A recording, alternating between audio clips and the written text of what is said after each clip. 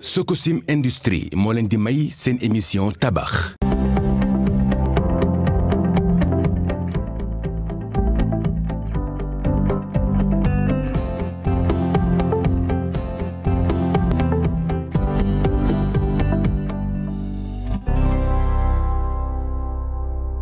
jërë ngeen jëf mbokku téléspectateurs yi ñu bég trop dellusiwaat ak yéen ci seen émission bii di tabax gis ngeen ni nag tey ñi ngi toll ci wàllu li nga xam ne moom moo di carrelage fi ñu jaar bari na sori na waaye nag alhamdulilah rabbil alamin gis ngeen fi ñu agsi ma leen di wax leen tabax moom mooy seen seule émission de télé-réalité bi nga xam ne si ni muy yëngatu ci wàllu immobilier tey nag ñi ngi toll ci wàllu pose carreau dinañ soxla li nga xam ne moom moo di ay borom xam-xam pour ñu wax ak yéen ndax dafa nekk aspect boo xam ne aspect technique la côté esthétique bi bu ñu koy wax moom mooy ànd ak carreleurs yi ci choix carreau bi ñen ñoo ko war a pose mais tamit ingénieurs yi techniciens yi ak it clients yi nga xam si ni dañu koy soxla te xamuñu fu ñu jëm cahier de charge bi lan moom moo ci nekk loolee lépp bëgg ñu toppee tey di ngeen xam naka lañ koy defee ñan ñoom ñoo ci war a jàpp ak fan ngeen war a jaar ba seen kër mucc ayib lépp baax lépp aw yoon ànd leen ak ñun ci seen émission tey bi muy seen 16e étape ci wàllu émission tabax pose carreau. fas yéene ànd ak ki nga xam si nekk moom moo di Alioune Diouf di technicien supérieur ci wàllu bâtiment ñu fas yéene waxtaan ak moom ci li nga xam si ni moom moo di aspect technique yi mu fas yéene wax naka la ñuy toppee li nga xam si ni moom moo di choix carreau yi borom kër gi ak lépp leen loo xam si rek mi ngi jëm ci li ñuy soxla ñu ànd ak Alioune Diouf waxtaan ak moom ndax moom tamit mu mën ñu xelal leen ci li nga xam si moom la ñuy soxla. comme ni ñu leen ko waxee ñi ngi nekk ak nga xam ne moom moo di chef de projet bi di Alioune Diouf gannaaw bi ñu jógee ci sunu rubrique en chantier ba tey sax dañ ciy des waaye bi yoon dañu nekk ak ki nga xam ne moom moo di chef de projet bi ñu fas yéene waxtaan ak moom ci les aspects techniques Alioune ñu ngi lay nuyu. maa ngi leen di fay. waaw Alioune ñu gis ni fi mu toll nii def nga traitement sol bi mais mu difficile trop te ñu bëree bëri xamuñu que carrelage dañu war balaa ñu koy poser ñu def traitement sol bi pourquoi boobu exigence ci yow. Je dirais que c'est normal au cas où par exemple comme fu ñu toll nii bâtiment bi soo xoolee sous-sol la te sous-sol soo ko defaree par dafa am ay traitements yi ci war avant ngay def carrelage bi pour au moins nga mun a protéger bâtiment bi éviter encore tout ce qui est remonté par capillarité mooy que ne ndox mi nga xam ne yenn saay avec pression bi am ci biir suuf si ndox mi day yéeg te surtout zone bi ñu nekk bi à face soo xoolee en général nawet. dañ fi am ay jafe-jafe yoo xamante ne soit ndoxu taw yi mooy dugg ci biir bâtiment bi du mun a génn wala nu ñu ko waxatee encore ndox mi nga xamante ne mooy jóge ci biir suuf si di ball di génn ci dallage bi moo tax ni avant ñuy def carrelage bi def nañ ay traitement hier mooy par exemple dañ jënd ay produits yoo xam ne ay adjuvant la def li ñu naan le cuvelage boo xam ne dafa am ay procédés yoo xam ne c'est comme suivant da ngay def d'abord traitement surface bi mooy nga dépoussiérer nettoyer ba mu set wicc après nga jël le liquide étanche là nga mélanger ko ak mortier de ciment def impression bi soo paree nga dal def le mortier proprement dit avec du ciment étanche nga badigeonner ko def ko comme genre andi sur une couche de 2 centimètres en même temps di nga traiter l'angle quoi soo paree nag y a maintenant le carrelage comme nga xam ne comme les autres corps d'état travaux de finition la proprement dit. mais li nga wax ni moom mooy étouffer li nga xam ne moom moo di sol bi et c'est valable aussi pour rez-de-chaussée bi pour ñëpp ñenn ñoo xam tamit ñi ngi nekk état bu rez-de-chaussée te souvent duñ koy faral di def te dañuy gis ni Sénégal léegi wala Dakar lu ci bëree bëri yenn zones yi ndox mi day yéeg. non rez-de-chaussée bi par exemple je ne dirais pas non mais cas bu ñu am fii sous-sol la sous-sol moom par A ou B en général soo fekkee ne da nga liggéey bâtiment ci zone boo xam ne dafa am des aspects techniques ak ay contraintes techniques yoo xamante ne par exemple zone ndox la il faut nga traiter ko mais rez-de-chaussée fu ñu toll nii c'est déjà protégé sous-sol bi rek ngay protégé rez-de-chaussée bi suñu ci yéegee ñun mun nañ carreler comme il le faut te duñu am benn problème parce que sous-sol bi lañ doon xalaat te réglé nañ problème sous-sol bi waaw. mais bu fekkee ne si ni nii ñi nga xam si ni nii dañuy tabax normalement te fekk na ñoom defuñu li nga xam si ni moom moo di sous-sol war nañ ko mën a def sans par exigence. waaw mais su fekkee ne sous-sol bi amul rez-de-chaussée bi amul problème zone bi ngay tabax amul problème su la neexee doo ko def zone bi ngay tabax su fekkee ne amul problème comme zone boo xam ne nappe bi dafa jege comme ni naan la nappe est proche y a pas de problème su la neexee mën nga def say travaux correctement mais foofu que da ngay gas gis ndox mi di yéeg nga gas par exemple ay 80 ay 50 centimètres. di def fondation gis ndox mi di bal di yéeg vraiment foofu noonu li gën mooy que ne mën nga traiter sa dallage sol avant ngay def carrelage. donc loolu moom mooy protéger karo yi ba ëllëg karo yi du tooy parce que souvent dañ koy faral di gis ñoo xam dañuy karole ba pare gis karo yi du tooy boo tegee sa tànk muy ñaq wala sax ndox mi di ball ci diggante li nga xam ne moom moo di karo yi ak li nga xam ne moo di plainte yi. ok waxuma la karo bi seulement mais fondation bi loolu mooy tax traitement bi ngay def noonu mooy protéger en général dallage sol bi ak fondation am na ñoo xam ne encore suñuy tabax même suñuy kuule am na ay matuwaay yu ñuy jël ci ay produits yoo xam ne dañ koy def ci chaînage ak affaire yooyu pour protéger am na ñoo xam ne même suñu defee chaînage bi pare dañ def benn film boo xam ne genre kii la benn film étanche avant ñu tax machine yooyu yëpp dafa nekk yoo xam ne ay matuwaay la yoo xam ne ñu bëri dañ koy exiger di ko def ci ay fondation pour préserver sa bâtiment. mais choix karo bi léegi buñ ci ñëwee choix karo bi souvent dañuy gis ni borom kër gi moom mooy jékki-jékki rek dem jëndi karoom ànd ak benn ouvrier dem jëndi karo ñëw posé est-ce que foofu aussi y a pas problème parce que karo dafa am loo xam daf ko war a liggéey ci biir kër gi. côté boobu je dirais y a de sérieux problèmes parce que karo finition la finition dafa laaj conseil technique par exemple soo jënd sa karo soo amee sa bâtiment moom soo amee sa xaalis. parce que soo xoolee Sénégal yan problème yoon am ñu bëri suñuy def seen finition que dañ jël avion dem bitim réew jën seen bagage ñëw teg loo xamante ne mën nañ jënd loo xam ne sax c'est pas adapté ak loom lu ñuy tabax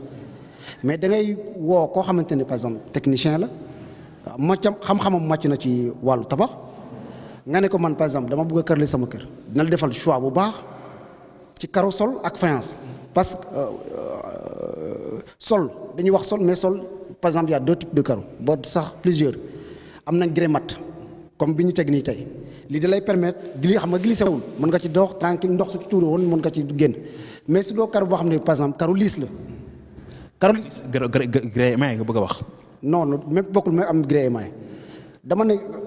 revêtement sol dafa am ay variété carreau grès émaillé am na grès poli am na grès mat am na mais grès mat en général moom lañ gën a préconiser moom lañ. recommandé pour sooy dem par exemple ay espace yoo xam ne comme salle de bain ay balcon foo xam ne par exemple day recevoir ndox moom lañ gën a préconiser même escalier moo ci gën parce que ñu bëri ñoo fay jaar et puis dafa nekk zone boo xam ne ay zones yu sensible la parce que ndox su waxtu rek soo kii mën nga déraper gaañu affaire yooyu su dee sa salon nag mën nga fa def par exemple grès poli ci salle bi ak yenn couloir yi mën nga fa def grès mais li ñu gën a recommandé par exemple comme espace bu mel nii nga xam ne bâtiment à usage public lay doon mooy nga def ko grès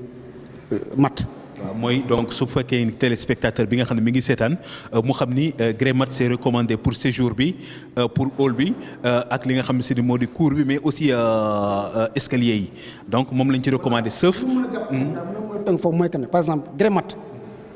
képp ku mën di tabax lépp luy salle de bain balcon ak terrasse accessible ou bien inaccessible li gën mooy que ne nga def carreau grès mat. mais yaa ngi may wax espace eau yi nga may wax fi mu toll nii parce que foofu yëpp ndox mën na koo laal. non foofu dafa am na ay zones yoo xam ne dañuy exposé wu par exemple ndox mën na fa tuuru wala muy taw grès mat lañ fa recommandé mais su dee comme biir salle la nii su la neexee wala ay séjour wala ay salle à manger mën nga fa def grès poli waañ lu mel ni waañ xam nga waañ des fois day am ndox des fois dañuy nettoyer wala ndox tuuru kenn du ko gis yooyu mën nga fa def encore grès mat. d'accord waaw ci loolu tamit ñu gis ni grès mat dafa bëri ay façon te ñu bëri xamuñu ko Sénégal dañuy jaawale grès mat grès poli grès émail et souvent bu ñuy dem sax di jëndi carreau da ngay gis ni foofu naxee daf fay am sànq ñuy wax client bi nga xam ne dafay dem di jëndi kon donc fii la gën a soxlaa li nga xam ne moom moo di conseil expert bi ànd ak moom pour que mu mën ko defal un bon choix. ok même côté boobu naa la wax benn affaire ci carreau yi parce que soo xoolee par exemple quincaillerie de quartier yi ngeen baal ma am na ñu bëri yoo xam ne dañu dem fale gis carreau mu yomb. ñu jënd ko ci ay conteneur wàcce ko carreau yooyu carreleurs sax dañoo am problème parce que de un problème dimension la ñu am da ngay gis carreau yoo xam ne 30 du ma 30 29,5 day manqué tuuti ce qui fait que même soo carrelé esthétiquement mënoo am li nga bëgg parce que da ngay gis joint yi décollé carreau yi du ñu ànd beneen aspect mooy que problème épaisseur lañ koy am na carreau yoo xam ne su tooyee da ngay gis mu changer couleur comme faïence yi par exemple. d'accord ci benn minute dama bëgg sax nga tënkal ma ko parce que souvent dañuy gis ñenn ñi dañuy jël carreau faïence def ko fépp façade yi ñu faïence carrelé ko ci kaw ba ci suuf douche yi la même chose waañ bi la même chose est-ce que c'est recommandé ak aussi ban njëriñ la loolu mën a am. non c'est moi je dirais que mën naa wax que ne foofu moom c'est pas recommandé kër c'est pas que ne li da ngaa tabax ko rek da nga ko war a def ay façade ay faïence te am na ñu bëri ñoo xam ne léegi commencé nañ di ko bàyyi. parce que problème lay indi da ngay gis benn ku la jaay carreau faïence wala carreau sax laa wax carreau simplement nga carrelé sa façade yow nga dem xam nga carreau ay série la nga dem ci façade bi mu am ay carreau yu décollé wu léegi su fekkee ne yow di jëndee woon réserve da nga am problème te obligé carreau boobu nga dem jënaat benn carreau boo xam ne xaw na roog moom nga collé ko foofu pour mun a conserver sa façade loolu ça pose problème façade li ci gën gars yi ñoo ko am na ñoo xam ne dañuy peinture da ngay dem sa architecte par exemple mu defal la choix couleur yu rafet nga kii saa boo bëggee réhabilité par exemple da ngay ñëw su la changé nga changé couleur moo gën moi je dirais que moo gën parce que carreau façade dafa am lu mu laaj de un maçon bi la tabaxal mur yi dañu war a jub façade bi da nga ko war a xool ba xam c'est bien en aplomb ndax kii bi jub na nga xam ne suy dressé charge bi du bëri parce que am na ñoo xam ne par exemple pour nga da ngay gis ay pans yoo xam ne ay murs yoo xam ne dafa dugg wala mu génn carreleur ci boppam day chargé lu bëri te charge yooyu noonu xëy na ñoo xam mais baaxul ci bâtiment bi parce que c'est des charges supplémentaires pour nga am benn mur bu jub wala benn ay carreaux yu jub ci sa façade nii li ñu ciy chargé pour rattraper ko c'est des charges supplémentaires boo xam ne kii defar béton armé bi sax bi ngay tabax calculer ko te loolu ça pose problème te ñàkk a xam la mais man li su ma doon conseil nit yi mooy que ne par exemple façade choix la nag parce que am na ñoo dañ naan damay carreler sama façade mais li gën mooy que ne nga woo sa technicien wala sa architecte mu defal la ay choix couleur yu rafet nga couleur nga peinture sa façade am li nga bëgg soo demee bay réhabilité doo am problème. gannaaw bi ñu jógee ci nga xam ne moom moo di Aliou Diouf di chargé de projet li nga xam si ni moom moo di sunu chantier dañuy dem ànd ak beneen Aline mais cette fois-ci Aliou Diouf di ouvrier di carreleur ñu waxtaan ak moom seet moom itamit moom mi nga xam ne si moom mooy responsable bi war a pose carreau yi lan la ci war a def lan ngeen ci war a xam mais aussi ndax pose carreau yi jafe na jafewul yomb na yombul fan lañ ko war a teg mais aussi ñoom itamit yan jafe-jafe lañ ci jonkonteel ñu ànd ak Aline lii seeti loolu ñëwaat. ñi ngi nekk ak nga xam si ni moom moo di Aliou lii di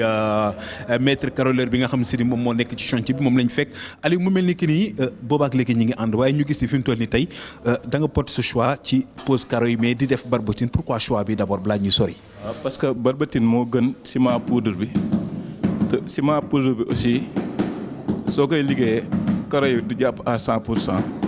ndax barbotine moo gën ciment ndox la soxla quoi soxlawul ay lu wow poudre te poudre bi aussi. dañ ko war a moytu baaxul pour santé poussière beeg yooyu kooku dañ ko war a daw ndax ciment baaxul quoi ndax normalement. mais pourtant yéen a koy def da ngeen di def bu ngeen gazé ba pare ni mu nekkee à sec noonu ngeen di ñëw rek teg ne moom bu woowee moo gën ba pare jël poudre bi këpp ko alors que fii fi mu toll nii barbotine bi lañ gis nga sotti ko carrément mu wër. waaw moom laa sotti. parce que barbotine moo gën a efficace mooy gën a jàpp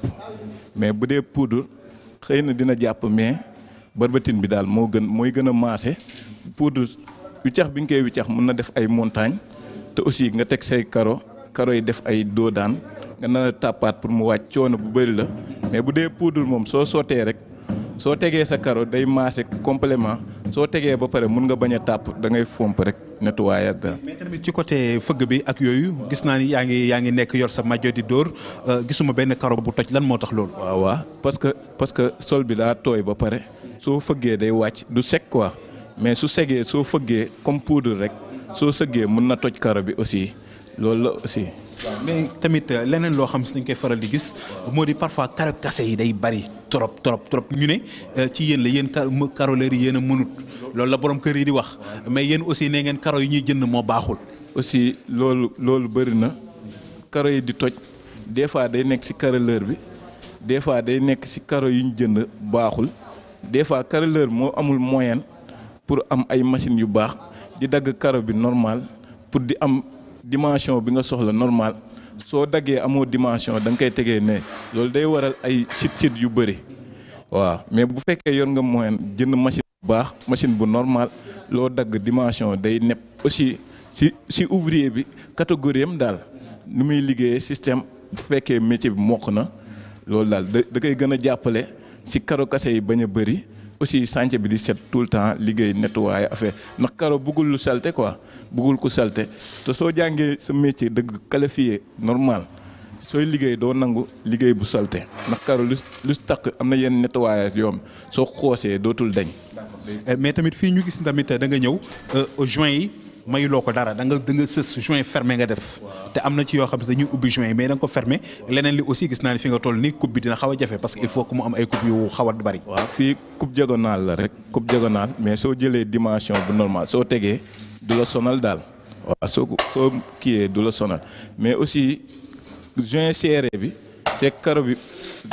genre matière bois la dessin la daal léegi dessin soo koy teg foog mu fekkante mais am na ñuy teg joint large di dugal ci diggante bi ay croix joint ça dépend comme lu mel ni grain poli soo koy teg soo defee croix joint ubbi joint yi day rafetal carreau yi aussi bu dee carreau bu weex aussi grain poli souvent blanc lay doon soo ko jointé ciment noir day gën a génnee joint yi nga def ay croix joint mais bii carreau bi genre kii la dessin genre espèce bois léegi soo tijjee joint yi dootoo gis dessin bi normal ndax du fekkante day fës quoi day fës léegi préfère nga tëj ko day mel ni lépp benn la judduwaale lépp maase daal loolu daal mooy kii bi. mais ci yéen carreleurs yi pose carreau ban moo leen gënal pose carreau poli grès poli grès émail wala lan moom moo leen gënal. waaw grain poli bi pose grain poli bi moo ñu gënal parce que grain poli bi ñoo fiy ñëw ay première série bu baax bi si la ëpp si grain poli si la ëpp que yeneen carreau yi à part poli mat bi la quoi mat bi moom baax na mat bi aussi souvent da ngay am ay qualité yu baax waaw. mais yan jafe-jafe ngeen ni am ci pose carreau. waaw pose carreau mooy maanaam carreau chinois bi carreau bu bon bi yi nga xam ne carreau yi duñ tolloo daal duñ tolloo da ngay teg yii di ëppante affaire yooyu léegi da lay sànni quoi da lay sànni si ay joint bi di dem ne ay réglage ngay def affaire yooyu coono boobu daal la ñuy daj ci ay posage quoi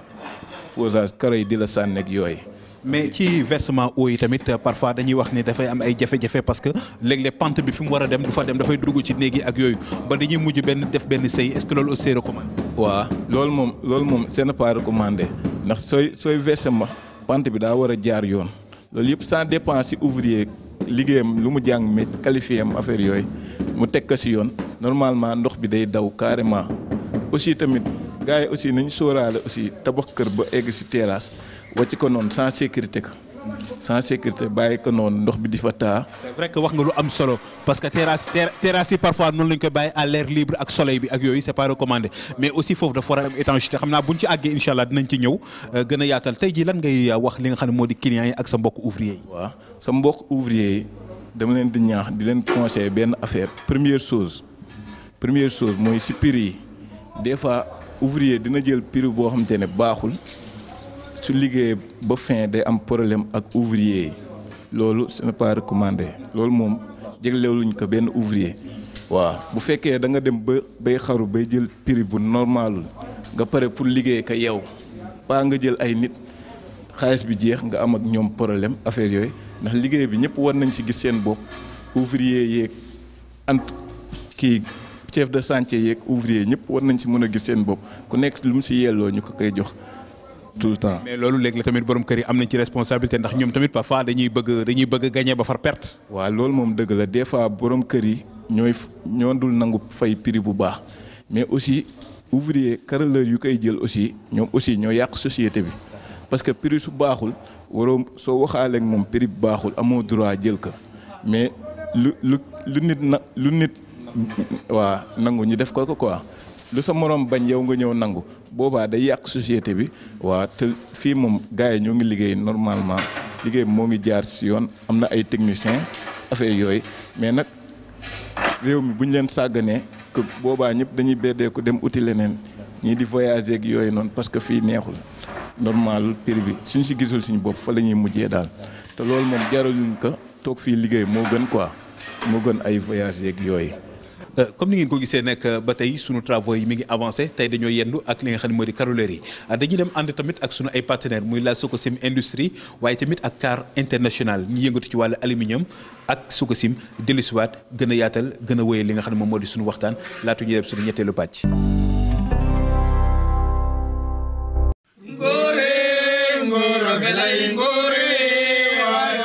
koor tigi refu o koor ka refa jambar ngora belay ngore ka refa o koor bona ko bon kan xa qola xa bono ngayna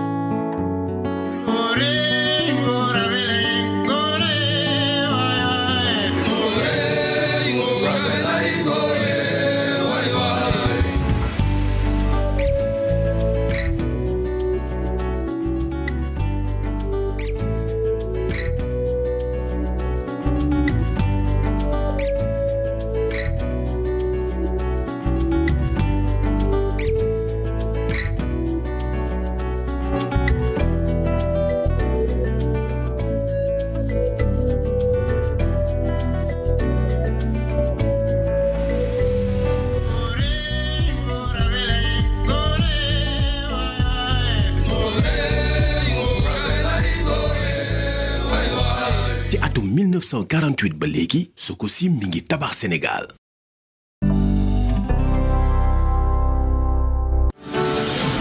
Car International est une filiale du groupe Car Espagne. Car International évolue dans le domaine du vitrage et de l'aluminium. Ce secteur requiert un niveau très élevé de spécialisation, de performance et de créativité.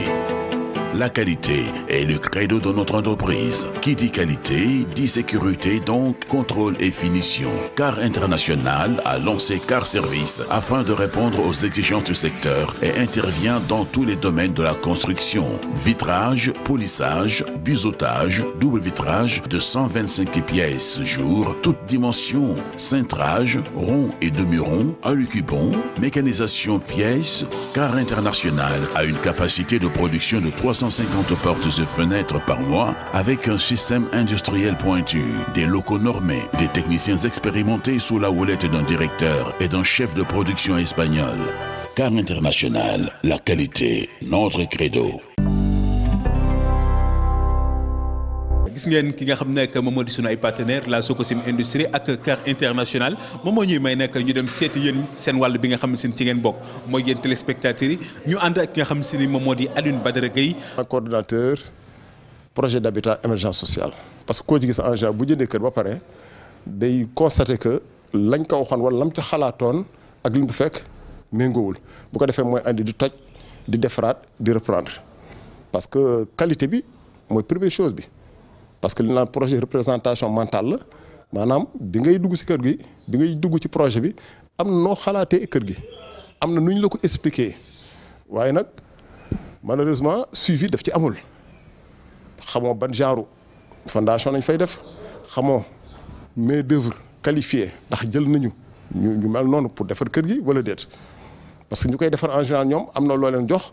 am na benn marge bu ñu ci ut.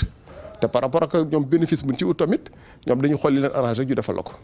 donc yow au finish di fa fekk loo xam ne du la neex nga obligé et puis insécurité bi mi ngi ci tamit mooy kër yi nga xam ne day jékki di am ay fissures ëllëg si biir nga teg ci benn étage mën na andi daanu andi lorange donc yooyu yëpp nekk na yoo xam ne yu ñu war a jël en compte la. ay ñoo xam ne war nañ la xamal par rapport ak kër gi ni mu mel architecture bii taxaw ban type de carreau ak ban genre de corps nga ci war a def. lu am solo kër gi des fois day basé wu rek ci ki nga xam ne moom lañ tuddee bon mooy chef de kii bi entrepreneur voilà entrepreneur bi nañ koy tuddee ci moom lay basé wu te kooku tamit dafa am ay client am te suivant clientèle bi moom aussi ak suivant moom it li mu ci bëgg gagner des fois loolu da ciy am moo tax tamit gëstu daf ci am solo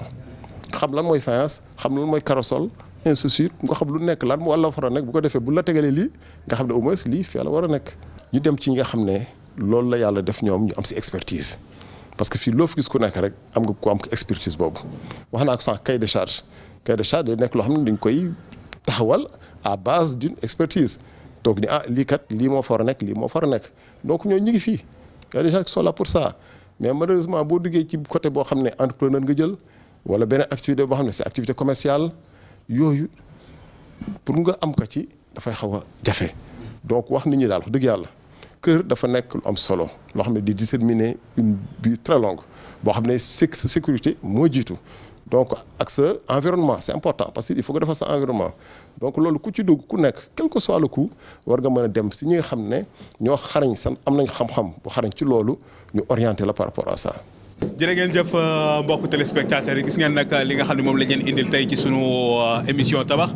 ñu ngi toll nag ci phase de carrelage ngeen gis ni nag ñi ngi koy topp boobu ba léegi buñ fi dellusiwaatee incha allah dinañ leen indil leneen waaye ñu gërëm bu baax a baax ñi nga xam ne ñoom la ñu àndaloon tey muy Aliou Diouf di chargé du projet bi nga xam si ni ci lañ nekk ni waaye tamit ki nga xam ne moom moo di Aliou Ly di chef carreleur waaye tamit Abdoulaye ak ñëpp ñeen ñi nga xam ne rek àndoon nañ ak ñoom ci seen numéro tey bi rawatina sunu partenaires yi cant ngërëm ñeen leen jaa ngeen jëf mbokk yi ba beneen yoon ci beneen numéro incha allah jërë ngeen jëf. Sococim Industrie moo leen doon may seen émission tabax.